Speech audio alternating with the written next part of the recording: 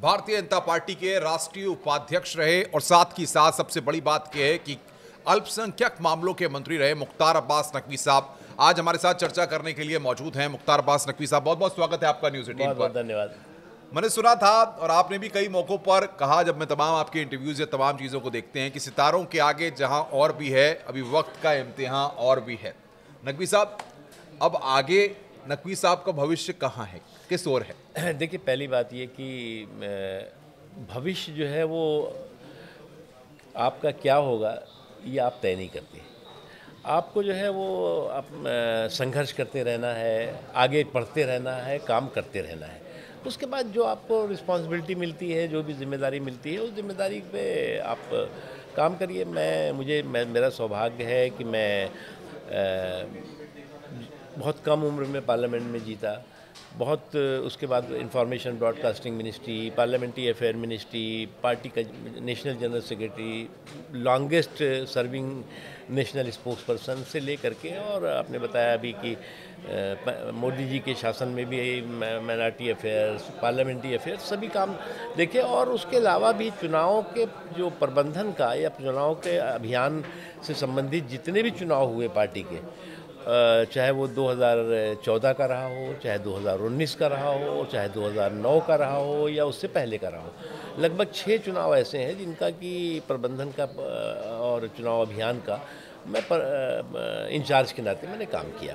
तो इसलिए हर क्षेत्र में हर जिम्मेदारी के साथ मजबूती से काम किया है, और मैं मानता हूँ कि हर व्यक्ति को इसी संकल्प के साथ आगे बढ़ना चाहिए। उसके अलावा तो आपको लगता है कि मतलब अभी इच्छाएं अभी हैं मुख्तार अब्बास नकवी की, अगर कोई जिम्मेदारी मिलती है तो इच्छा है मैं पूरी करूंगा? देखो, इच्छा रखने से कोई जिम्मेदारी नहीं मिलती। जिम्मेदारी तो हमेशा ही आपको, जिम्मेदारी कोई देता नहीं, जिम्मेदारी आपको खुद महसूस करनी पड़ती है। जिम्मेदारी खुद आपको अपने से मान करके कि आपके पास वो जिम्मेदारी है, उस दिशा में आगे बढ़ना चाहिए। क्योंकि देखिए, न हम सफ़र न किसी हम नशी से निकलेगा, तुम्हारे पाँव का कांटा तुम्ही से निकलेगा। तो इसलिए तुम्हारे जो सोच है, उस सोच के समाधान आप खुद कर सकते हैं, और उस समाधान के लिए आपको सक्रिय रहना होगा, लगातार जो है वो चलते रहना होगा। आपने कहा ना, सितारों के आगे जहाँ और भी है, अभी वक्त के इम्तिहान और भी है, तो वक्त के इम्तिहान आपके भी होंगे, हमारे भी होंगे। एक और कहता है, तो करना था सफ़र हमको सवेरों की तरफ ले गए, लेकिन उजाले ही अंधेरों की तरफ।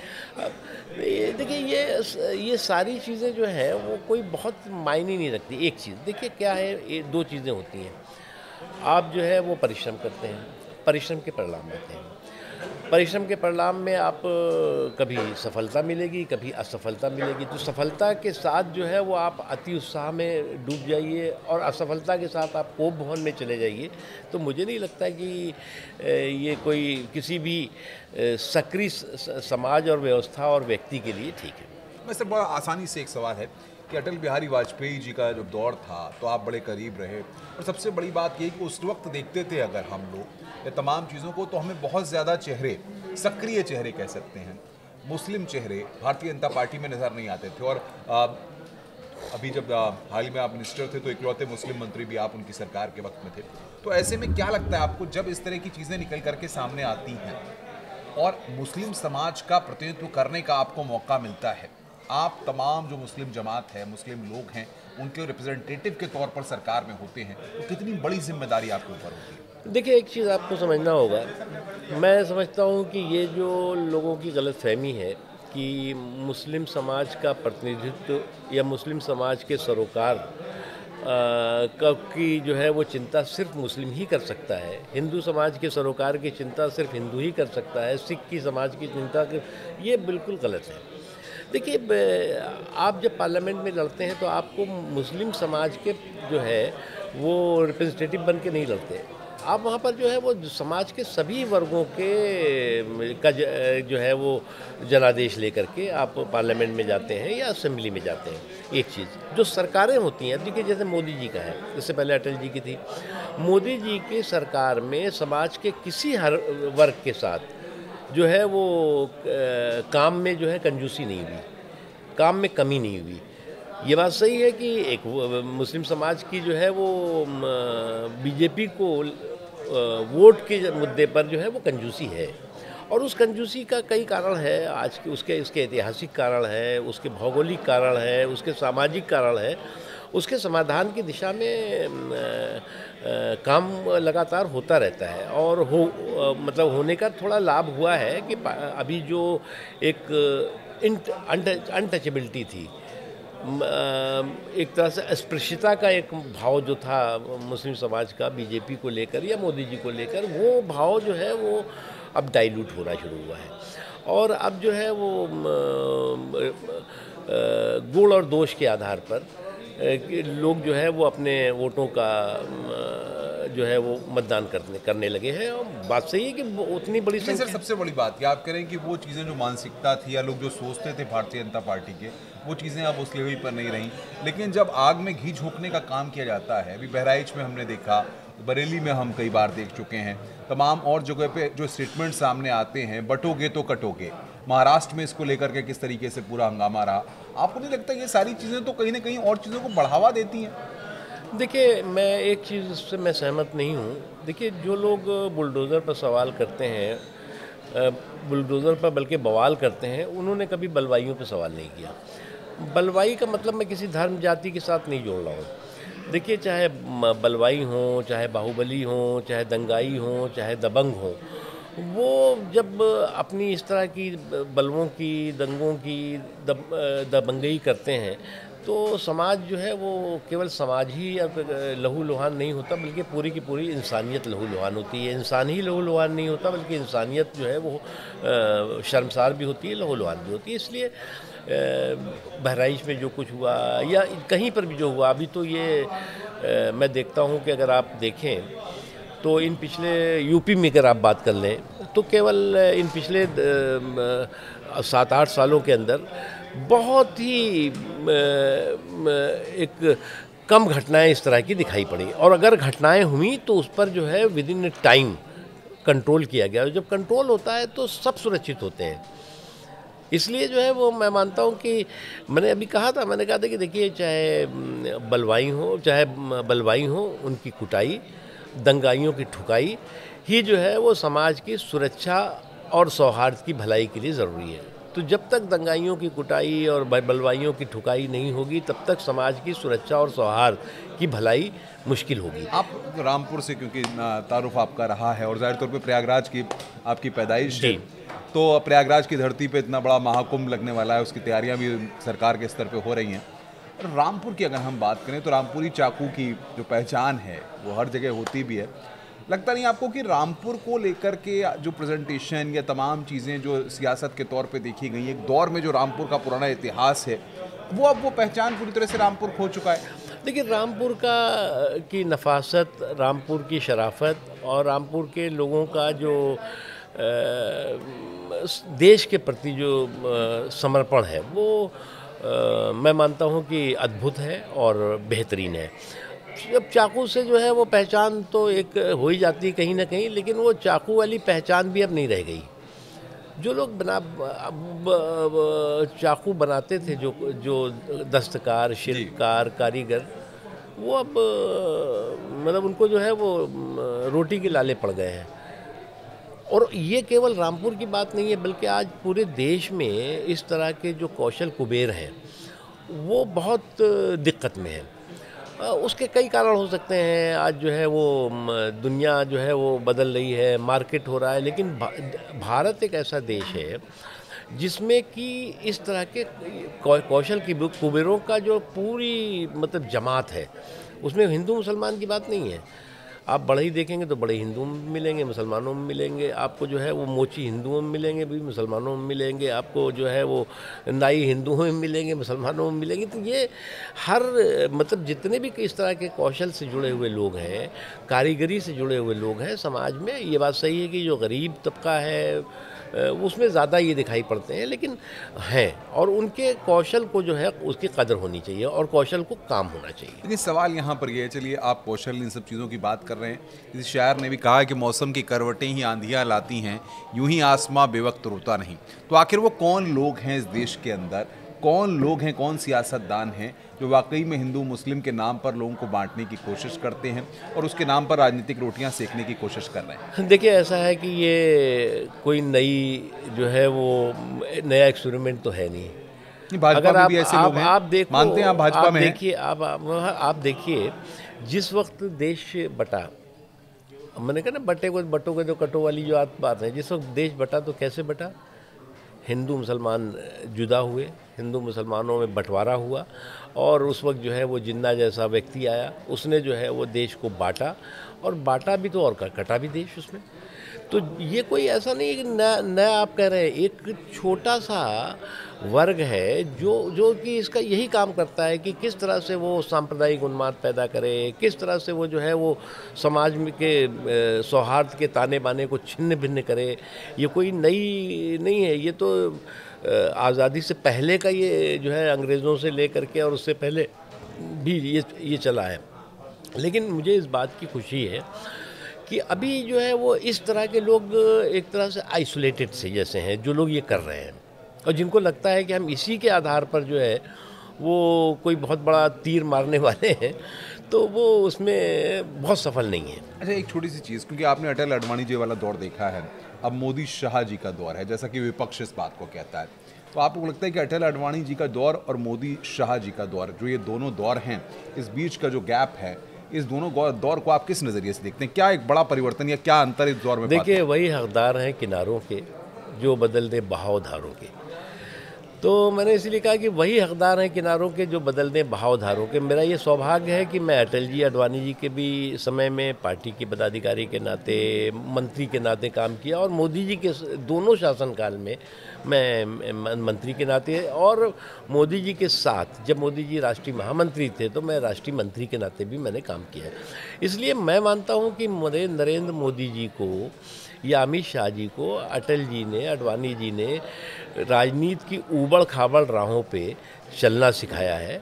तो इसलिए गुरु गोविंद दो खड़े काके लागे पाओ, बलिहारी गुरु आपकी गोविंदियो बताए। तो इसलिए ये तो गुरु तो गुरु है। सर, अब हालिया तौर पे चुनाव भी है कई राज्यों में, और उत्तर प्रदेश में भी 9 सीटों पर उपचुनाव है। क्या लगता है आपको, उत्तर प्रदेश के परिप्रेक्ष्य में 9 सीटों पर अखिलेश यादव जिस तरीके की अप्रोच है, कांग्रेस ने तो कह दिया कि हम प्रत्याशी नहीं उतारे, उन्होंने जो है मना कर दिया कि वो समाजवादी पार्टी के कैंडिडेट्स का समर्थन करेंगे, तो आप किस तरीके से देखना है इसको? देखिए, उपचुनाव तो छोड़िए, मैं 27 में भी जो सामंती सत्ताधीशी के सपने, वो उनके सुपड़े साफ होंगे, और 27 में भी मैं जब कह रहा हूँ कि सामंती सत्ताधीशी के सपनों का सुपड़ा साफ होगा, तो आप समझ लीजिए कि अभी क्या हाल है, क्या हाल होने वाला है। इसलिए जो ये बाई इलेक्शंस हो रहे हैं, इन सभी बाई इलेक्शंस में भारतीय जनता पार्टी बहुत बेहतरीन प्रदर्शन करने वाली है, आप देखिएगा।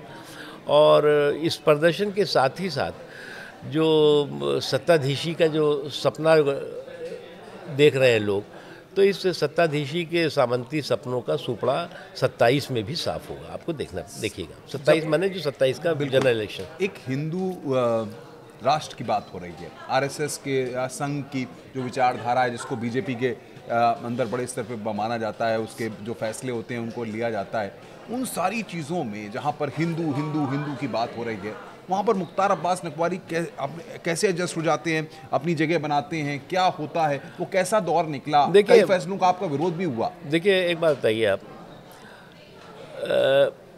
दुनिया का अकेला देश होगा जहाँ पर कि हिंदू, जिसे आप कह रहे हो, जो बहुसंख्यक हो, और उसके बावजूद भी हमारा देश जो है पंथनिरपेक्ष हो, जिसे आप सेकुलर कहते हैं।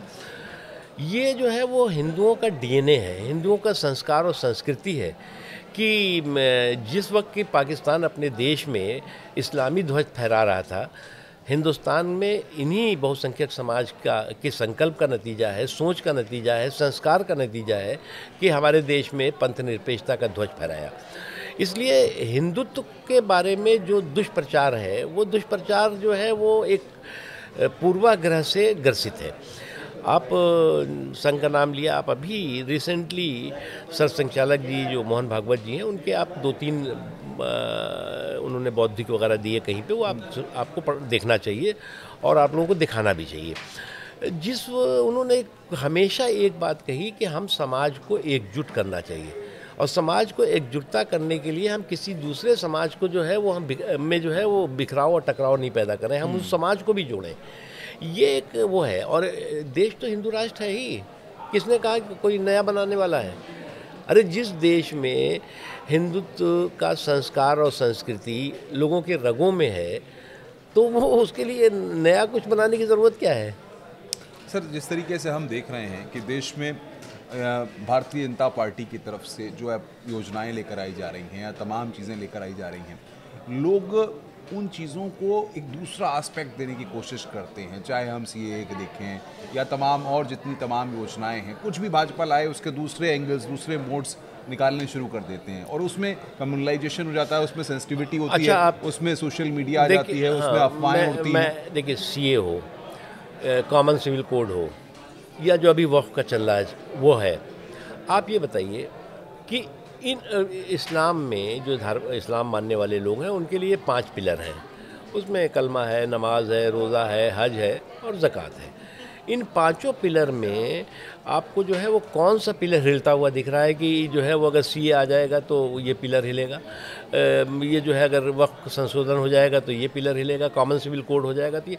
मुझे लगता है कि जो असंवैधानिक अराजकता है उसको संवैधानिक प्रतिबद्धता के फ्रेमवर्क में लाना किसी भी समाज के लिए ज़रूरी है। अब जब भी किसी भी इस तरह के जब समावेशी सुधार या संवैधानिक सुधार की बात होगी तो उस पर जो है वो सांप्रदायिक वार शुरू हो जाता है। ये कोई नया मतलब शगुफा है, हमेशा कुछ न कुछ के साथ ये तो तुम्हारी मज़हब पे हमला हो गया, इस्लाम खतरे में आ गया, ये सब चीज़ें करती रही। अब इस देश में इस्लाम कैसे खतरे में आ जाएगा भैया? जब आज़ादी के जब बंटवारा हुआ तो बंटवारे के समय जो है वो कितने 8%, 8.5% मुसलमान रह गए थे यहाँ पर, आज 20% है। तो आप जो है वो समाज के सभी क्षेत्र में आपकी हिस्सेदारी भागीदारी है, आपको संवैधानिक समानता का अधिकार है हर क्षेत्र में। तो इसलिए मुझे नहीं लगता कि इस तरह का किसी को भी कन्फ्यूज़न, ये कम्युनल कन्फ्यूज़न जो क्रिएट लोग करते हैं उसके चक्रव्यूह में आना चाहिए। मुसलमान आपको कभी ठेस पहुंचती है? कभी अगर हिंदू मुस्लिम की बात हो रही है या कहीं अगर कभी मुस्लिम समाज के लोग किसी बात को रख रहे हैं या कहीं पर कम्युनल राइट्स हो रहे हैं, आपको कभी दुख होता है बतौर मुस्लिम कि हाँ मुझे पीड़ा हो रही है, मुझे दुख हो रहा है, मुझे रोना आ रहा है, ऐसा ही क्या हुआ, क्यों हुआ? देखिए, मैं बताऊँ, जितनी पीड़ा अगर कोई हिंदू लीडर या कोई मुस्लिम लीडर देश के बारे में गलत बात करेगा, जितनी पीड़ा मोदी जी को होगी उतनी ही पीड़ा हमको भी होती है जितना अगर कोई समाज का कोई भी हिस्सा जो है वो समाज में बिखराव और टकराव की कोशिश करेगा। एक चीज़, इसलिए ये कहना कि साहब आप मुस्लिम है इसलिए आपको जो पीड़ा होगी, ऐसा नहीं है। पीड़ा जो है वो यस मतलब इस तरह की जो चीज़ें जो समाज में बिखराव और टकराव का माहौल क्रिएट करने की कोशिश करता है, उसमें पीड़ा आप अगर संवेदनशील है तो होनी ही चाहिए और होगी। और मैं नहीं कह रहा हूँ मैं मुस्लिम हूँ इसलिए पीड़ा, मतलब जो हिंदू समाज के लोग हैं या किसी और समाज के लोग हैं उनको पीड़ा होती है अगर कोई गलत कहता है। के लोग कहते हैं, और यूपी की सरकार, जब योगी आदित्यनाथ की सरकार आई तो आज़म खान के बारे में ये कहा गया कि आज़म खान ने लोगों को बहुत सताया है। रामपुर से ये आप भी आते हैं, रामपुर से वो भी आते हैं, कभी कोई ऐसा वाकया आज़म खान के साथ आपका रहा, कुछ हॉट टॉक रही हो, कभी कुछ ऐसा रहा हो? नहीं, मेरा सौभाग्य है कि न मुझसे उनसे चुनाव में लड़ने का कोई मौका रहा, न कोई हार्ट टॉक रही, न सॉफ्ट टॉक रही, न हार्ट टॉक रही। कभी किसी शादी के किसी फंक्शन में आमना सलाम दुआ हो जाता है। सलाम दुआ तो देखिए, दुश्मनी जमकर करो लेकिन ये गुंजाइश रहे, जब कभी हम दोस्त बन जाएं तो शर्मिंदा हो न हो। ये बात मैं उनके लिए भी कह सकता हूँ जो लोग कि एक जब सत्ता के गुरूर में जो चकनाचूर रहते हैं, उनको समझना चाहिए कि ये जो सत्ता का गुरूर है ये परमानेंट नहीं होता। तो इसलिए जो सत्ता के गुरूर से चकनाचूर जो लोग भी होते हैं, मैं मानता, कोई भी, मैं नाम नहीं ले रहा हूँ, तो सबको समझना चाहिए कि भैया एक वक्त होता है, समय का चक्र होता है, उस चक्र के चक्रव्यूह में बड़े बड़े चकनाचूर हो जाते हैं। तो मतलब ये आप इनडायरेक्टली भाजपा के ही कुछ लोगों को भी कहना चाह रहे हैं कि सभी लोगों के लिए है, सभी लोगों के लिए। देखिए, मैं मानता हूँ कि आप को जो है वो गद्दी का गुरूर और जो है वो हार का जो विलाप है वो बहुत दिन नहीं हो सकता, वो बहुत फ़ायदेमंद नहीं होता, वो बहुत लंबा नहीं चलता, बहुत परमानेंट नहीं होता।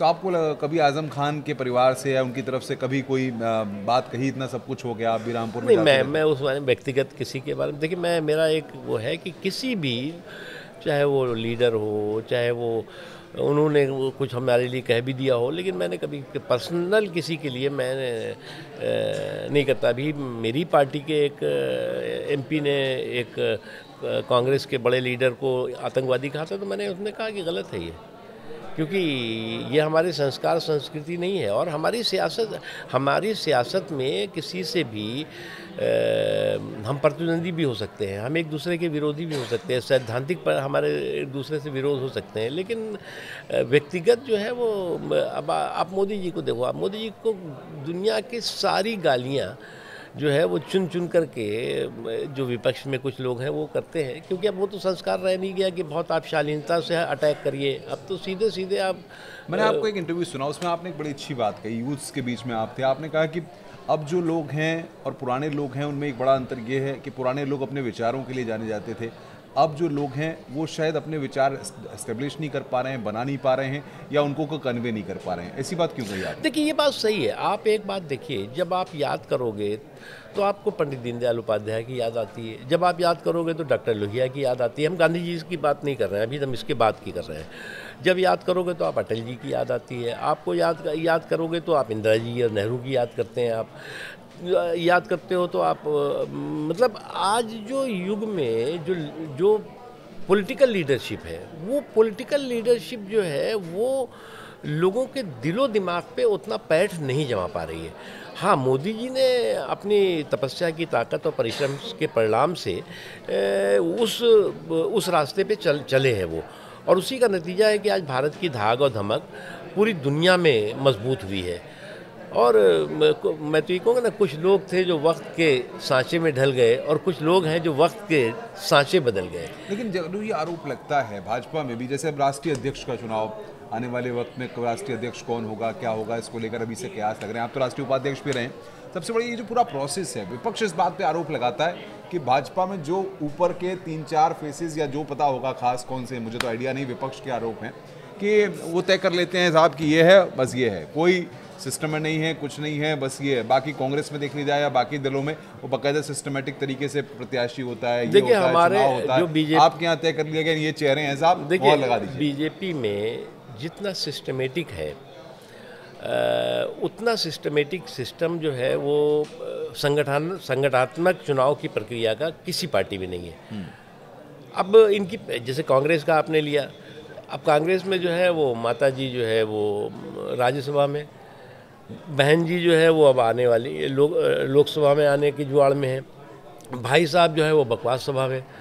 तो ये तो एक किटी पार्टी है इनकी, कांग्रेस पार्टी एक किटी पार्टी है जो कि तय करेगी कि पर्ची फेंकी और इस परिवार का कौन आदमी क्या क्या क्या बोला। बीजेपी में आप पूरी लिस्ट देख लीजिए, आज नड्डा जी हैं, नड्डा जी से पहले भी आप देखें तो आप चाहे वो अपने वेंकैया नायडू जी रहे हों, जयना कृष्णा मूर्ति जी रहे हों, जितनी भी कुशाभाऊ ठाकरे रहे हों, खुद अडवाणी जी रहे हों, अटल जी रहे हों, कोई जो है वो किसी परिवार के पालने से पैदा नहीं हुआ।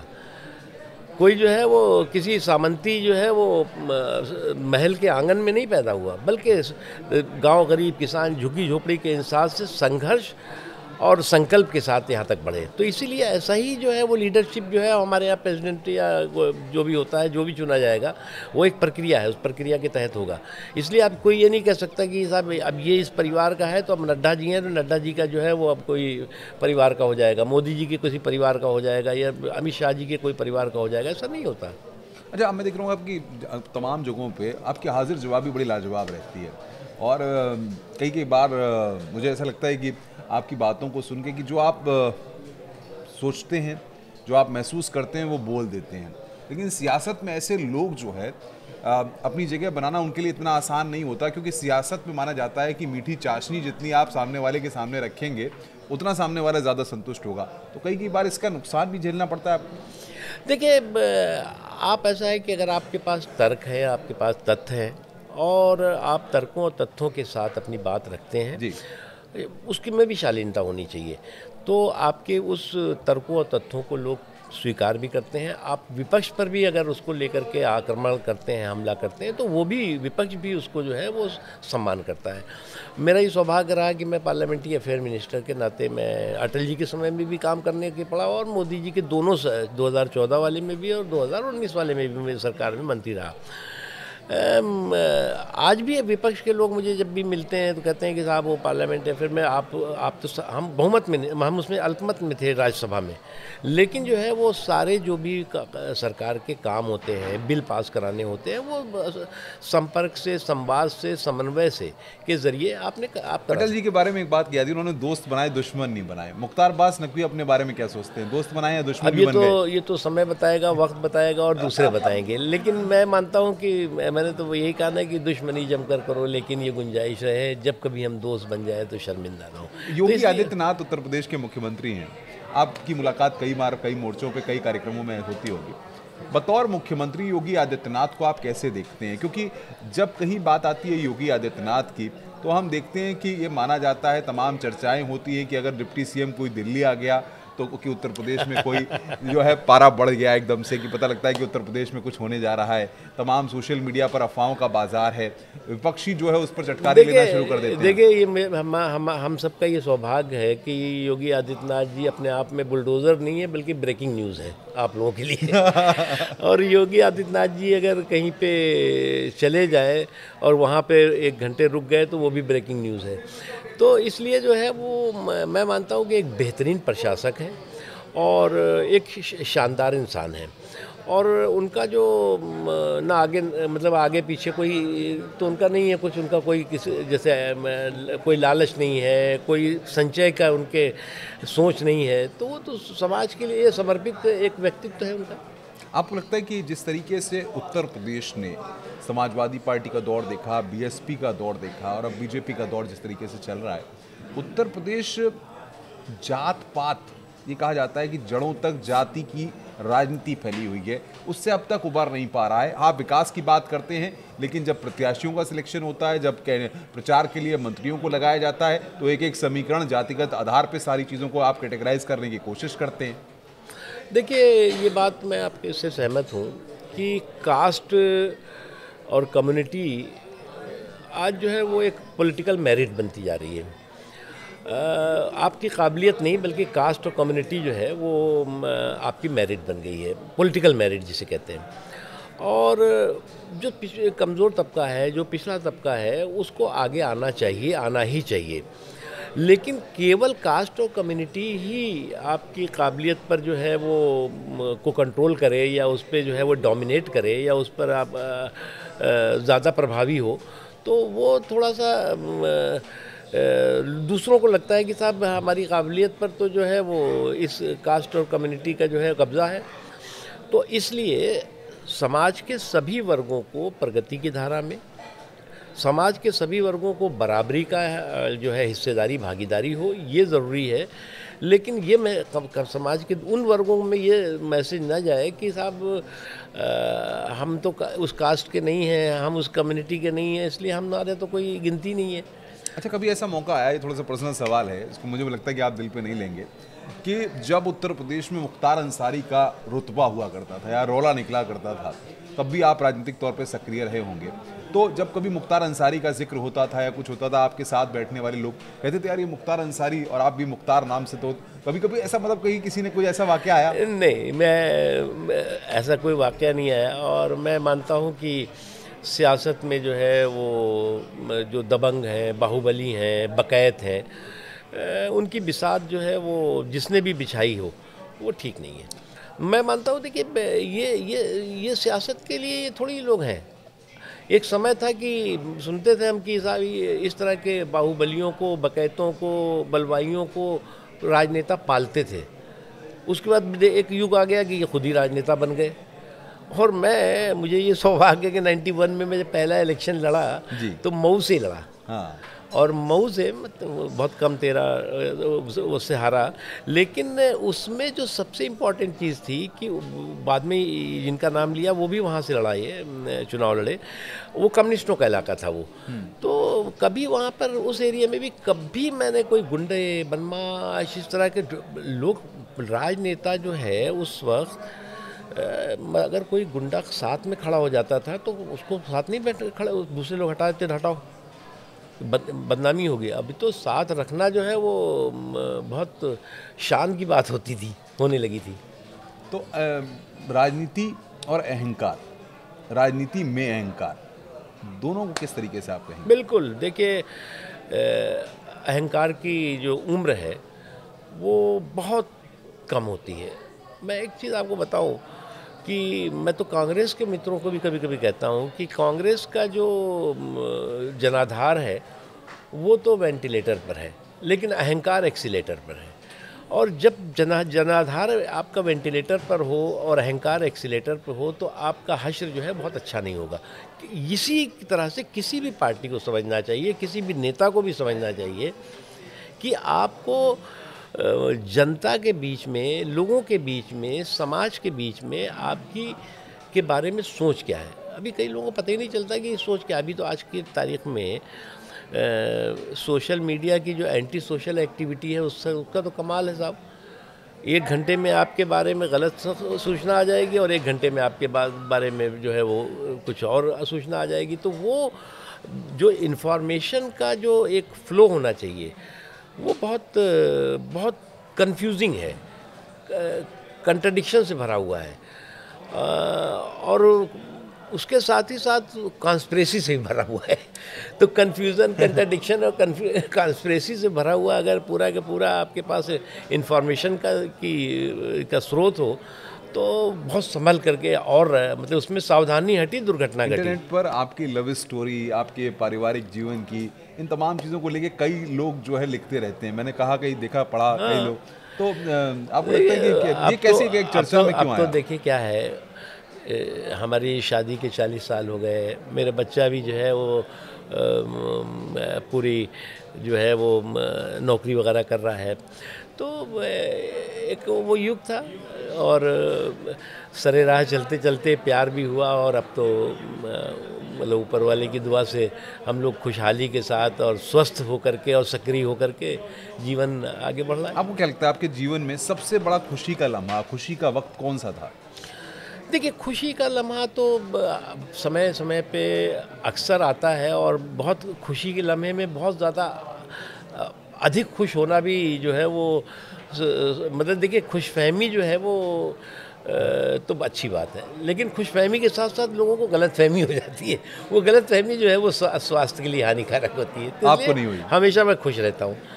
आपने मैं कभी न कुंठित नहीं होता, कभी भी जो है वो मैं परेशान नहीं होता।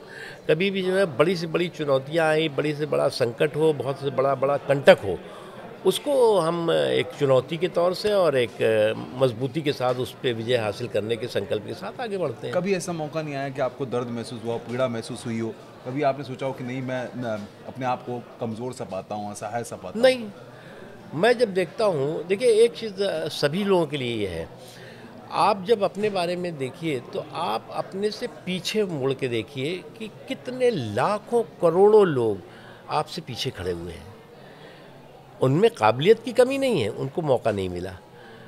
आप जो है वो जिस मुकाम पे हैं, उस मुकाम से पे पहुंचने के लिए लाखों करोड़ों की क्यू लगी हुई है, उसमें आप जो है वो उस मुकाम पे हैं। तो इसलिए जो है वो जब हाँ, आप अगर जब देखेंगे कि आपसे आगे कौन है तो तब आप जो है वो कभी संतुष्ट नहीं होंगे। कई लोग इस तरह से जो आपको देखते हैं, मुस्लिम समाज के जो लोग हैं, वो ये कहते हैं कि नकवी साहब क्योंकि लंबे वक्त से भाजपा में हैं, कई जिम्मेदारियां उनको मिल चुकी हैं, तो अब उनका चश्मा भी पूरी तरह से भाजपा ही हो चुका है, इसलिए अब वो जो बातें करते हैं वो भाजपा की विचारधारा की ही करते हैं। उनको मुस्लिम समाज या मुस्लिम चीज़ें जो हैं या मुस्लिम समाज के लोगों की जो समस्याएं हैं वो चीज़ें जो है उनको नज़र नहीं आती। देखिए भैया, मैं प्रवासी पॉलिटिकल प्राणियों के प्रतिस्पर्धा का या प्रवासी पॉलिटिकल प्राणियों की परेड की प्रतिस्पर्धा का तो हिस्सा नहीं बन सकता। मैं तो भाजपाई तन से हूँ, मन से हूँ, पूरी तरह से संकल्प से हूँ। तो उसमें है, उसमें किसमें छिपाने की बात क्या है? चश्मे की तरह कहाँ चश्मा ढूंढते फिर रहा है? तो रगों में खून भी जो है वो उसी सोच के साथ बह रहा है, और वो सोच है नेशनलिज्म की सोच, राष्ट्रवाद की सोच। और राष्ट्रवाद की जब हम बात करते हैं तो समाज का हर तबका जो है वो समावेशी सोच और सर्वस्पर्शी सशक्तिकरण की संकल्प, ये होती है राष्ट्रवाद की सोच। सर, खान पान की बात होती है, जायके की बात होती है, अक्सर आपके जो मित्र यार हैं वो कहते हैं कि नकवी साहब जब बैठते हैं तो उनको मिठास की महक दूर से आ जाती है।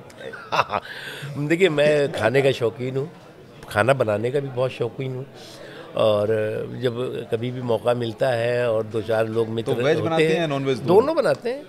अच्छा। हम फ़िश के बनाने के बहुत शौकीन हैं। हम उसके अलावा भिंडी बहुत अच्छी बनाते हैं। उसके अलावा जो है वो बाजरे की रोटी का है। तो ये सब शौक़ है। और बिज़ी वक्त में भी तो मैं मिठास जब की कुछ ज़्यादा शौकीन है? मिठास तो मैं बहुत मतलब वो तो भूलता नहीं मैं, और अभी तो कुछ नहीं मिलता तो गुड़ तो खाते ही हूँ। चलिए सर, बहुत बहुत शुक्रिया आपका। तो मुख्तार अब्बास नकवी साहब बेबाकी के लिए जाने जाते हैं, और सबसे बड़ी बात यह है कि जो सोचते हैं, जो मन में आता है बोल देते हैं, ये नहीं सोचते कि सामने वाले को वो तीर कहाँ पर जाके लगेगा।